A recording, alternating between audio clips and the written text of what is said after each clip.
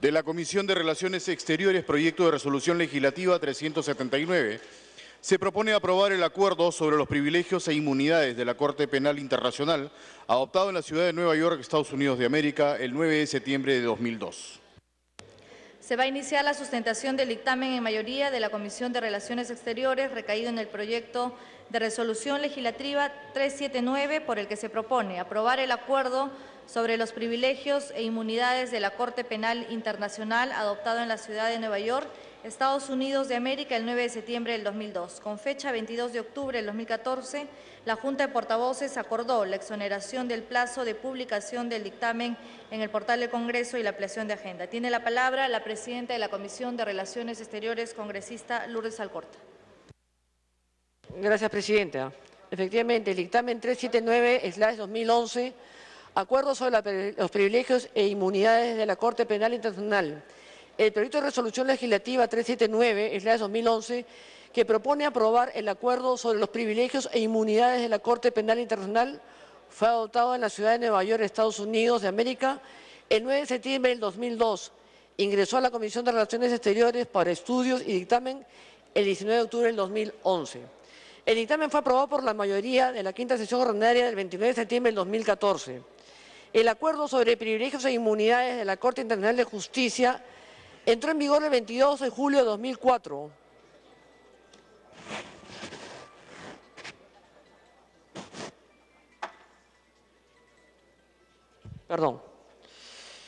El acuerdo sobre privilegios e inmunidades de la Corte Internacional de Justicia entró en vigor el 22 de julio del 2004. Tuvo 62 estados asignatarios, dentro de los cuales se encuentra el Perú, pero a la fecha cuenta ya con 72 estados, parte destacándose de nuestra región: Argentina, Bolivia, Brasil, Chile, Colombia, Guayana, Ecuador, Uruguay y Paraguay.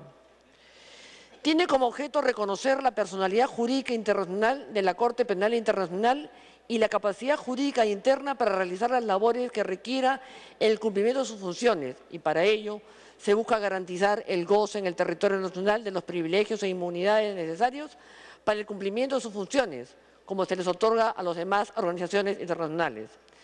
Entre los privilegios e inmunidades están la inviolabilidad de sus locales, el derecho a enarbolar su pabellón y a exhibir su emblema y sus señales en sus locales y en los vehículos y otros medios de transporte que utilice como fines oficiales. El reconocimiento de privilegios e inmunidades a los representantes de los estados parte en el estatuto que asistan a reuniones de la Asamblea o de los órganos subsidiarios, a los representantes de los otros estados que asistan a reuniones de la Asamblea, a los órganos subsidiarios y en la calidad de observadores y a los representantes de los estados, a los organizadores intergubernamentales invitados a las reuniones de la Asamblea y a sus órganos subsidiarios, mientras se encuentren en ejecución en sus funciones oficiales y durante el trayecto al lugar de reunión y a su regreso. El reconocimiento de privilegios e inmunidades a todas las personas que participen en las actuaciones de la Corte, por ejemplo, a los representantes de los estados, magistrados, fiscales adjuntos y secretario, el secretario adjunto, personal de la Fiscalía y personal de la Secretaría, entre otros. Tiene opiniones favorables de la Dirección de Derechos Humanos, de la Dirección de Privilegios e Inmunidades del Ministerio de Relaciones Exteriores, del Consejo Nacional de Derechos Humanos del Ministerio de Justicia, del coordinador de la coalición de la Corte Penal Internacional, del entonces ministro de Relaciones Exteriores, José Antonio García Belaúnde. El Ministerio de Economía y Finanzas presentó una objeción, planteó una observación al contenido del artículo 9 del acuerdo, sugiriendo su modificación en atención a que la legislación nacional no contemple la exención o devolución del impuesto general a las ventas y del impuesto de promoción municipal en los términos planteados en el primer párrafo de dicho artículo. El Ministerio de Relaciones Exteriores concluye que es imposible levantar la observación efectuada por el Ministerio de Economía y Finanzas y somete a consideración del Congreso de la República la posibilidad de aprobar el acuerdo en ejercicio de sus competencias constitucionales, al margen de la observación hecha en el punto 1 del artículo 9. Sobre este punto, los acuerdos sobre privilegios e inmunidades de las organizaciones internacionales tienen por objeto fijar condiciones más beneficiosas que las normalmente ofrece un Estado a sus nacionales o a los extranjeros que residen en su territorio, con la intención de garantizar el correcto funcionamiento de dichas organizaciones, práctica usual en las relaciones internacionales, que se aplica a miembros y a muchas organizaciones internacionales, que es de reconocida y amplia doctrina y que tiene como única finalidad permitir que una organización internacional como la Corte Penal Internacional pueda ejercer sus funciones. Además, el acuerdo sobre privilegios e inmunidades de la Corte Penal Internacional complementa lo dispuesto en el artículo 48 del Estatuto de Roma, que a su vez es muy similar a lo dispuesto por las normas que regulan el accionar de las agencias y organizaciones de las Naciones Unidas, tal como se ha señalado en líneas arriba. En este sentido, ratificar el Perú el Estatuto de Roma de la Corte Penal Internacional se comprometió a otorgar los privilegios e inmunidades necesarias para el funcionamiento de dicha Corte y beneficiando a sus magistrados, fiscales adjuntos, secretarios adjuntos y demás personal cuando actúen en el desempeño de sus funciones. Sin los privilegios e inmunidades contemplados en el acuerdo, el funcionamiento de la Corte Penal Internacional en su relación con el Perú estaría severamente limitado y tendría que afrontar una serie de dificultades y sobrecostos que le impedirían cumplir con su mandato de forma independiente, eficaz y eficiente. Señora Presidenta, por lo antes señalado, someto a la consideración del Pleno la aprobación del acuerdo antes expuesto en el amparo del artículo 56 de la Constitución Política del Estado, que así lo expresa. Gracias. Concluida la sustentación, se da inicio al debate. Tiene la palabra la congresista Salgado. Presidenta, nosotros nos hemos abstenido en la Comisión de Relaciones Exteriores por una cuestión de principios. De 72 países que han firmado este acuerdo, solamente 25 lo han ratificado. Y me imagino que debe ser por las mismas advertencias que nosotros tuvimos y que luego, claro, el Ministerio de Economía ha pasado su informe, pero no deja de decir que hay más inmunidades y beneficios tributarios que se otorga a cualquier diplomático. Y nos deja la responsabilidad al Congreso porque tendría que ser por ley, ¿no? O sea, nosotros seríamos al final los responsables, pero el mismo Ministerio de Economía nos advierte que hay más inmunidades y beneficios tributarios que se le da a cualquier diplomático. Se tiene que brindar no solamente a los miembros de la Corte, que son abogados, y personas que asistan a los abogados defensores, según su artículo 18. O sea, a más personas de las que ya integran la Corte. Y otras, dice, cuya presencia se requiera en la sede de la Corte, dejando esto muy amplio, según el artículo 22. Nos parece, señora Presidenta, de que es un tema que se ha debido negociar mejor, porque hay exención de impuestos a los sueldos, emolumentos y todas las prestaciones que perciban, inmunidad contra arresto o detención personal, que eso sí estará bien porque viene a haber un tema judicial, inmunidad judicial de toda índole, pero no solamente a ellos, sino a sus asesores y a otras personas que requieran su presencia.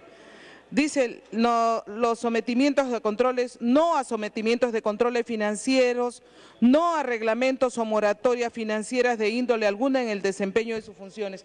O sea, estamos dándole una serie de privilegios, señora Presidenta. Estamos dándole una serie de privilegios que no la tiene ningún diplomático. Y yo me imagino que por eso, de 72 países que han firmado, 25 han ratificado, pero ¿cuántos han dado los privilegios e inmunidades? Porque este es otro acuerdo.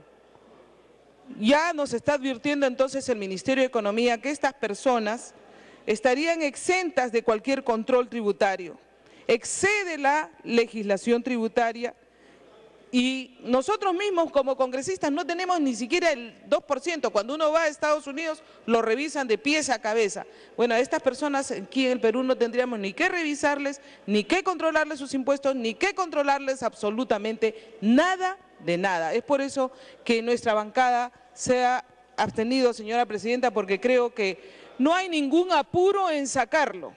Tenemos ya graves problemas con funcionarios de OIM que no se les puede investigar y que están metidos en el tema de las regiones.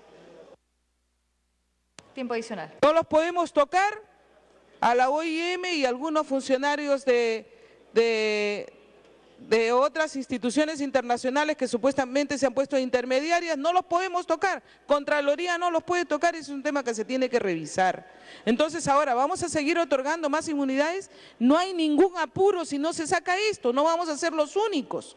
Por eso digo, no nos oponemos, pero abstengámonos pues, dejémoslos todavía un tiempo. No hay ningún apuro en sacar esta norma, señora presidenta, menos en la situación en la que nos encontramos. Gracias. Congresista Mavila.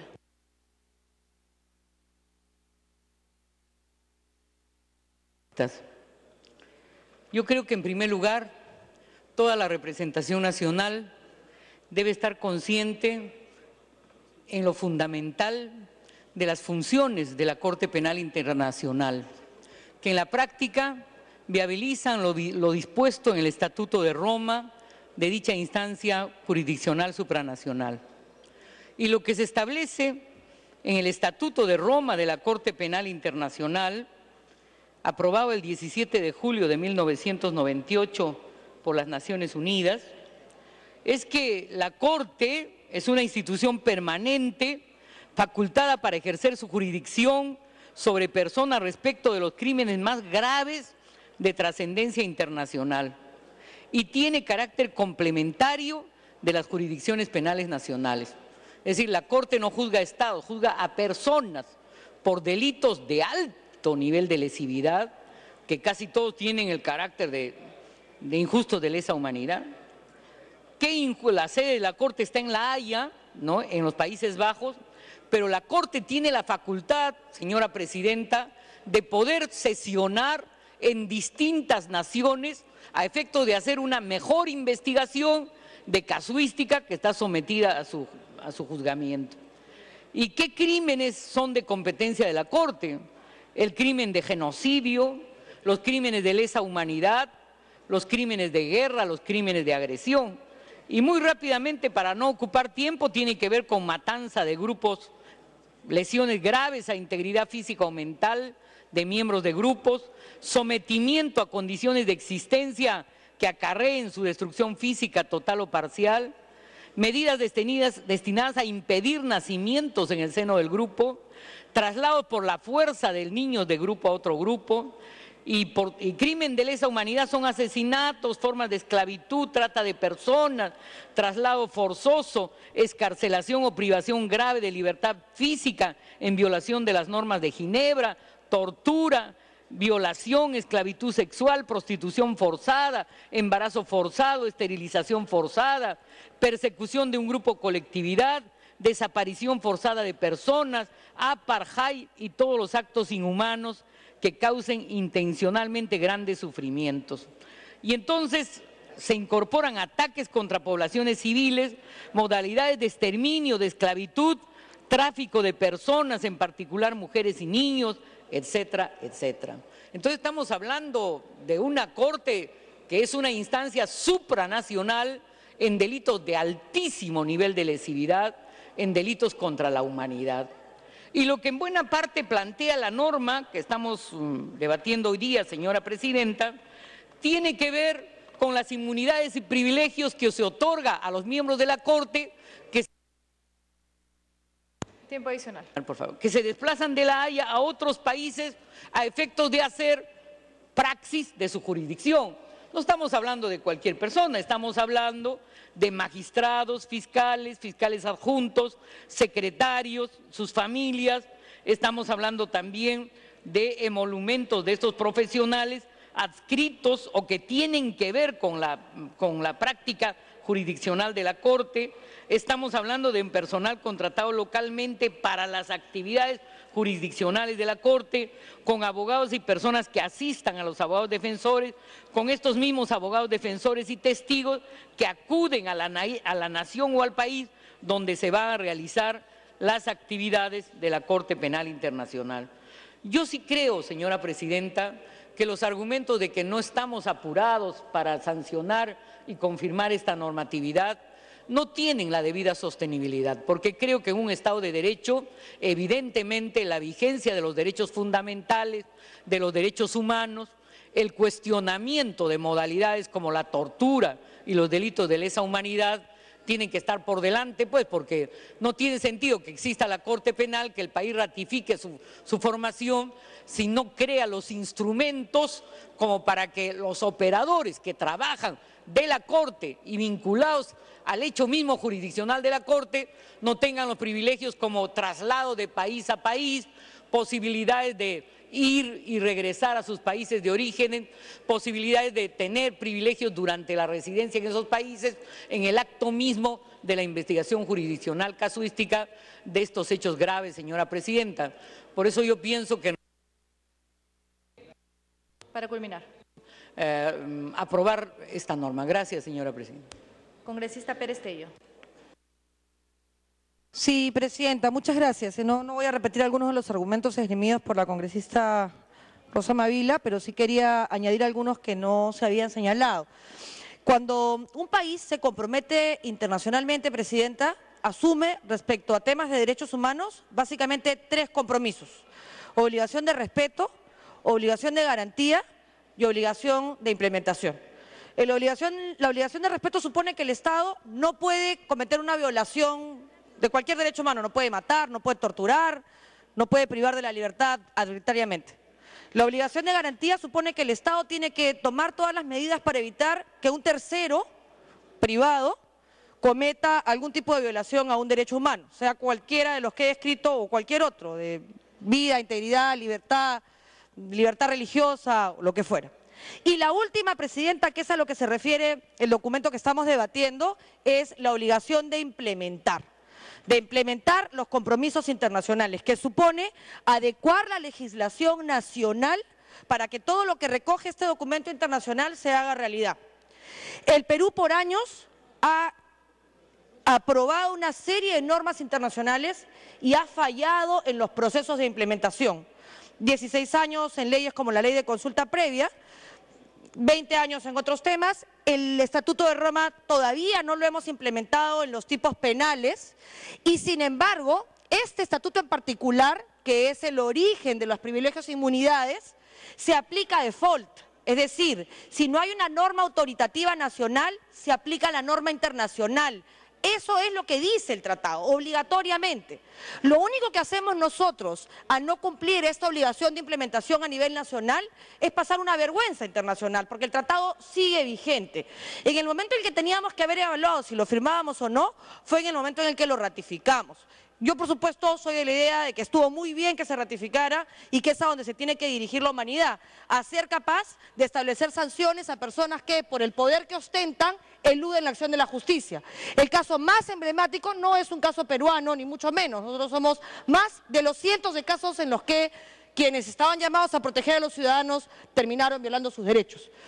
En realidad, el caso que se está viendo en la Corte, que todos conocen, es el caso de Ruanda, un caso gravísimo en el que hubo genocidio llevado por Tutsis y por Hutus y que finalmente, por el desorden del Estado, iba a permanecer impune, y es la Corte Internacional la que ha permitido sancionar a personas que cometieron este tipo de crímenes.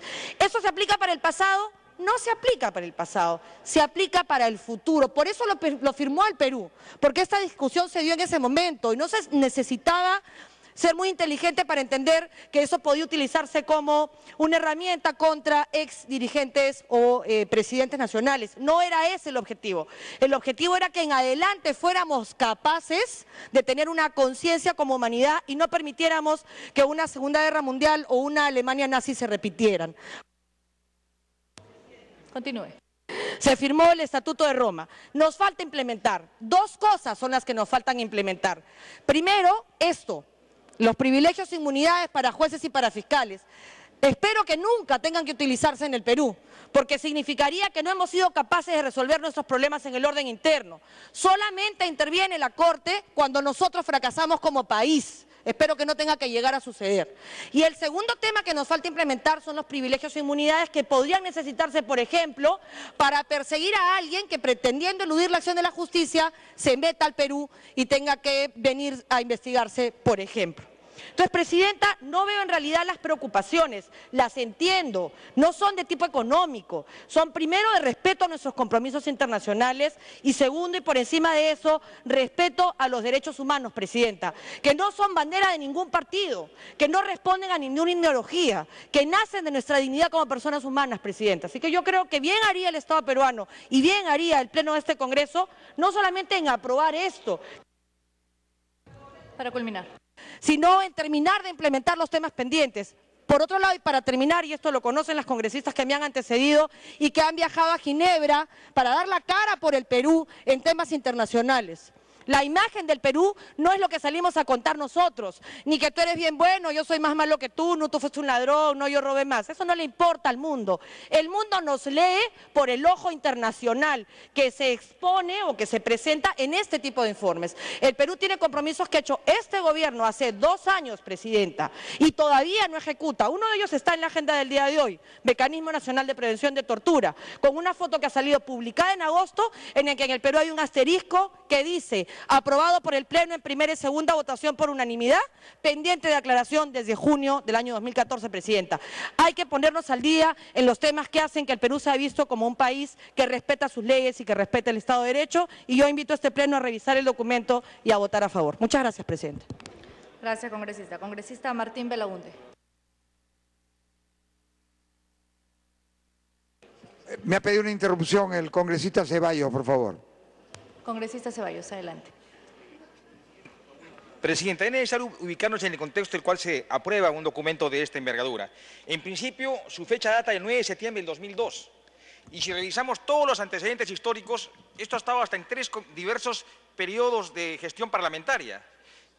Y el Perú ha sido uno de los impulsores de este instrumento. La negociación de un tratado tiene 3 etapas: negociación, suscripción y ratificación.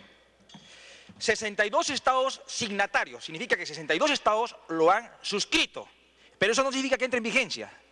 Y la propia norma establecía que se necesitaba de 10 estados que lo ratifiquen para que pueda entrar en vigencia. ¿Sabe cuántos estados lo han ratificado a la fecha? 72 estados. Por consiguiente, no es nada cierto lo que se ha dicho antes, que solo 25 estados lo han ratificado. Somos en el mundo 192 estados acreditados ante Naciones Unidas, 72 lo han ratificado. Esta es una evidencia más que contundente bajo la cual el Perú tiene que insertarse en 2 principios fundamentales que están en boga hoy en día. Primero, la internacionalización de los derechos humanos. Segunda interrupción le concede. La supranacionalidad de los organismos internacionales cuyas decisiones son vinculantes para todos los estados. ¿O acaso esto no es una garantía para una real vigencia de los derechos fundamentales? Por supuesto que sí. Por ello, nuestra bancada, me estoy adelantando a la opinión de nuestro vocero, va a dar su venia positiva para aprobar este documento. Gracias. Congresista, adelante. Muchas gracias, Presidenta, y muchas gracias, congresista Ceballos. Me ha quitado palabras de mi boca. Sin embargo, quisiera hacer un énfasis fundamental y compartirlo con todos los miembros de este Pleno. El Perú es parte del sistema de las Naciones Unidas. La Corte Penal Internacional es un órgano judicial de las Naciones Unidas, directamente vinculada al Consejo de Seguridad de las Naciones Unidas. No tengo en mente en este momento el número de estados parte de la Corte Internacional, pero este organismo está en vigencia desde comienzos de la primera década del presente siglo. Y estas inmunidades y privilegios que se han pactado dentro del marco de las Naciones Unidas, dentro del marco jurídico de las Naciones Unidas, no conceden más y no conceden menos de lo que esos tratados otorgan. Evidentemente, como han dicho algunos parlamentarios que me han precedido en el uso de la palabra, ojalá que no haya necesidad que aquí venga una delegación o un fiscal o funcionarios o un juez de la Corte Penal Internacional.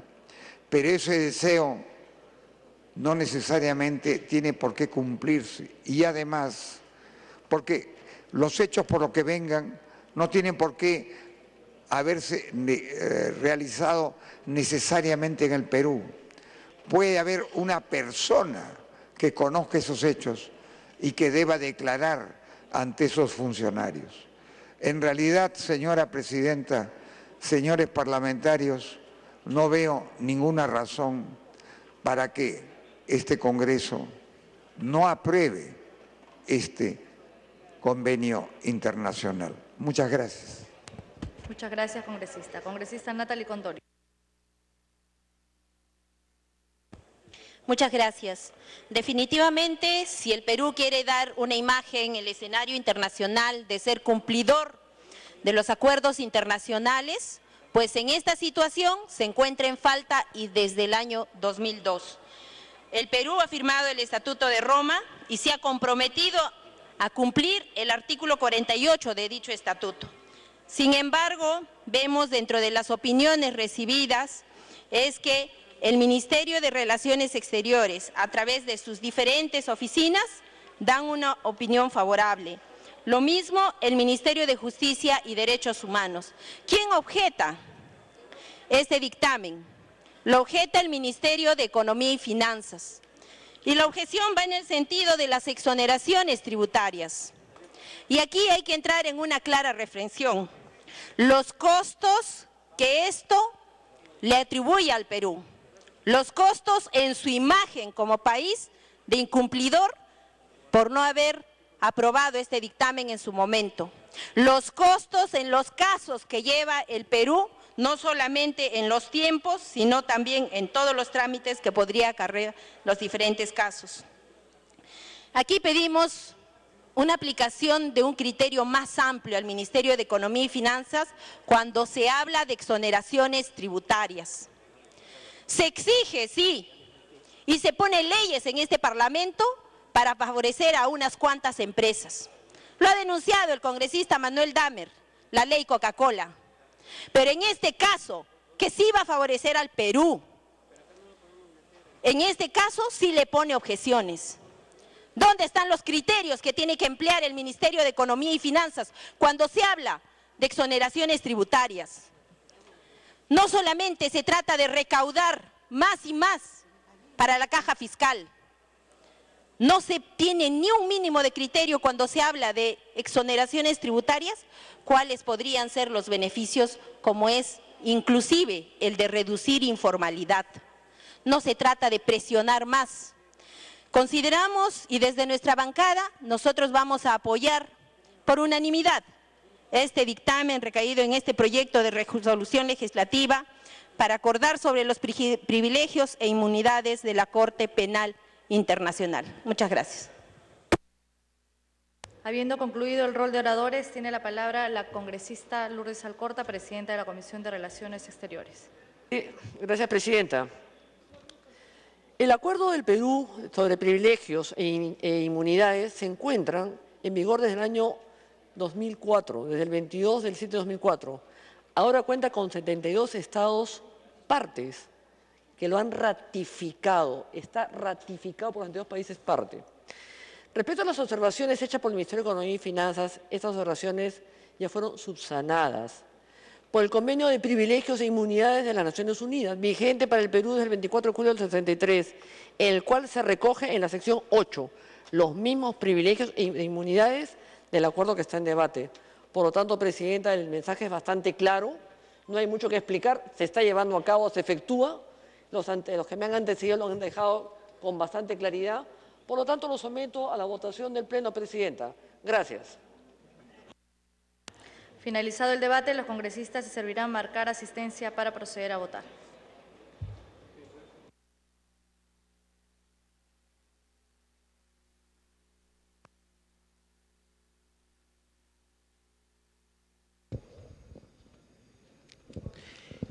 Siendo las 12 ya de la tarde con 33 minutos, se procede a marcar asistencia aquí en el Pleno del Congreso para votar el proyecto de resolución legislativa número 379 que propone aprobar el acuerdo sobre los privilegios e inmunidades de la Corte Penal Internacional, un acuerdo que fue adoptado en la ciudad de Nueva York el 9 de septiembre del año 2002.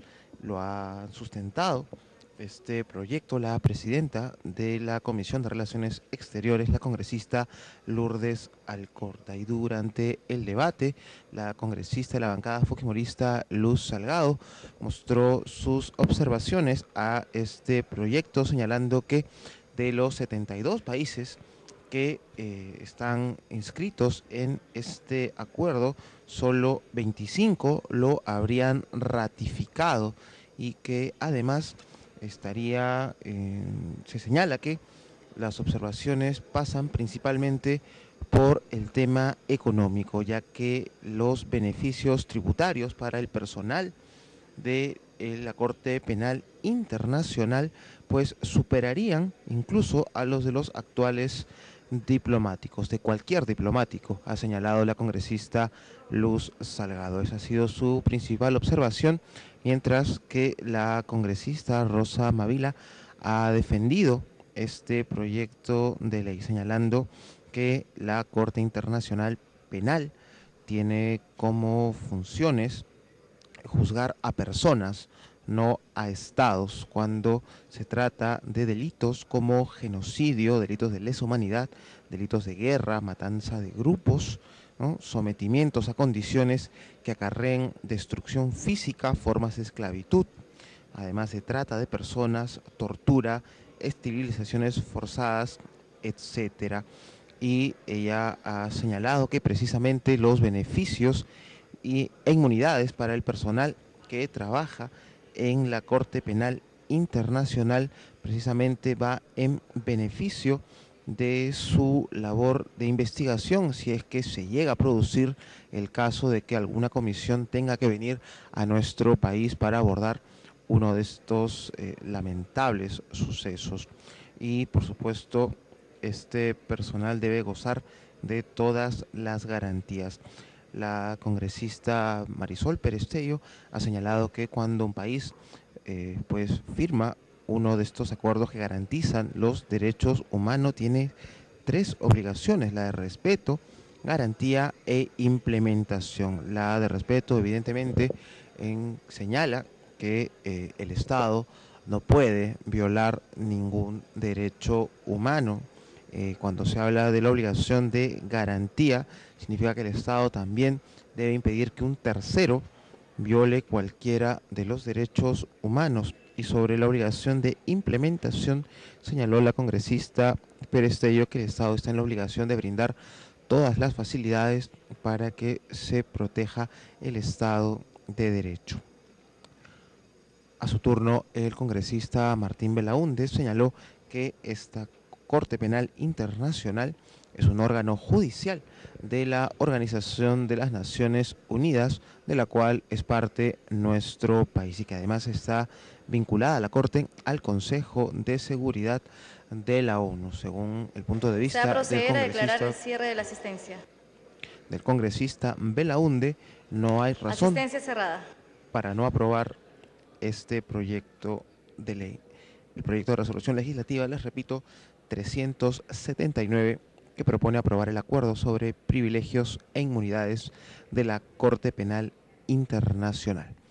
Se ha marcado ya la asistencia de los parlamentarios. Han registrado su asistencia 84 congresistas. Al voto.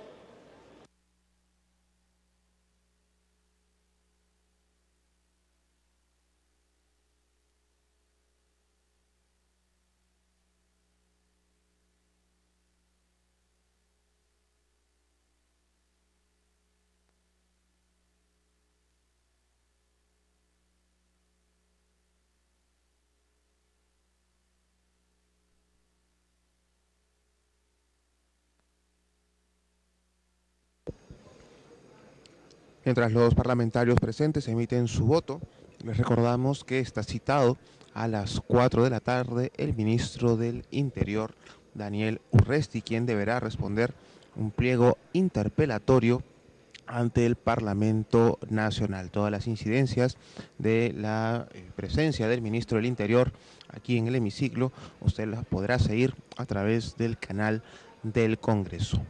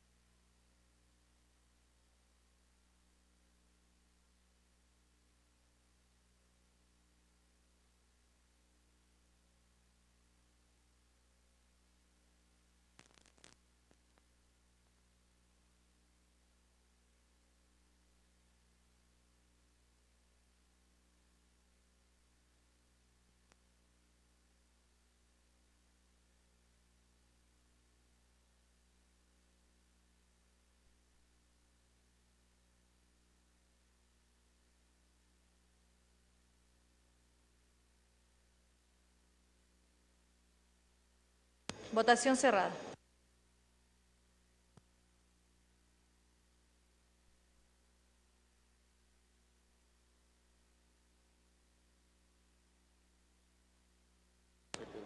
Han votado a favor 74 congresistas, 0 en contra y 0 abstenciones. 6 abstenciones, 0 en contra y 74 votos a favor. Más, congresista Javier Velázquez, verde. Congresista Rosas, ámbar, abstención. Congresista Balqui, verde. Congresista Pariona, verde. Congresista Josué Gutiérrez, verde. Congresista Agustín Molina, verde. Congresista Condori, verde. Congresista Gastañaduy, verde. Congresista Guayama, verde.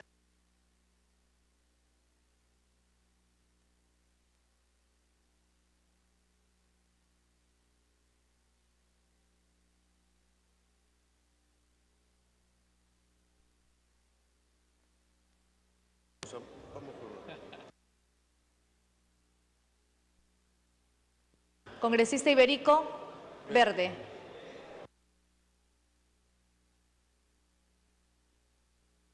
Han votado a favor 83 congresistas, 0 en contra y 7 abstenciones. Ha sido aprobado el proyecto de resolución legislativa 379.